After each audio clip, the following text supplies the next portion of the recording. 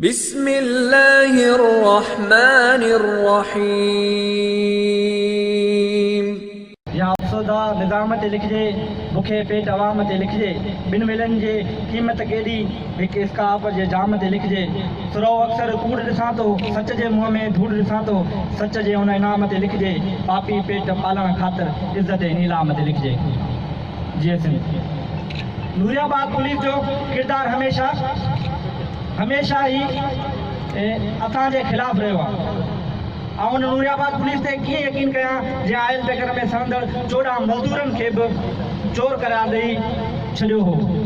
60 सालनि जे पीरसन औरत खे बि चोर करार ॾेई छॾियो हो। जॾहिं नूरियाबाद लॻ कोट जियो खान वेझो आयल टेंकर खे बाहि लॻी हुई, हू पंहिंजी पोटे खे बचाईंदे आड़ा जो गिराती हुई, तॾहिं बि नूरियाबाद पुलिस जी बेइज़्ज़तीअ उन पीरसन औरत खे चोर डिक्लेयर करे पेट्रोल चोरी करे रही हुई। पर सेम वाक़ियो जॾहिं पंजाब में पेश आयो त हुकूमत पंजाब आयल टैंकर में सहंदड़ 25 हर शख़्स खे 25 लख जी माली मदद कई। पर अफ़सोस असांजे सिंधियुनि जी एतिरी क़ीमत किथे आहे। अमर जली चयो आहे त सच उहा आहे त ख़ामोशीअ ते ई मातम जो असल रूप हूंदो आहे। अॼु जॾहिं पालर कबीले जा 3 मासूम ॿार अञा मुकमल होश में न संभालियो हो, हिकु बेरहम अॻवानी छिपाटे हलियो वियो, कंहिंखे बि जूअ न सुई। अगरि केरु संजीदा थी हादसे जी मुकमल जांच कराया त हक़ीक़तूं ज़ाहिर थी सघियूं पिए। पर मुंशीअ चयो आहे त मुंशी बि कंहिं न मारियो मारवड़नि जी माठ। सो हिकु कमज़ोर पीउ लाचार वञीअ जी माठ पड़ाॾो बणिजी कोहिहार में कूकूं थी करे।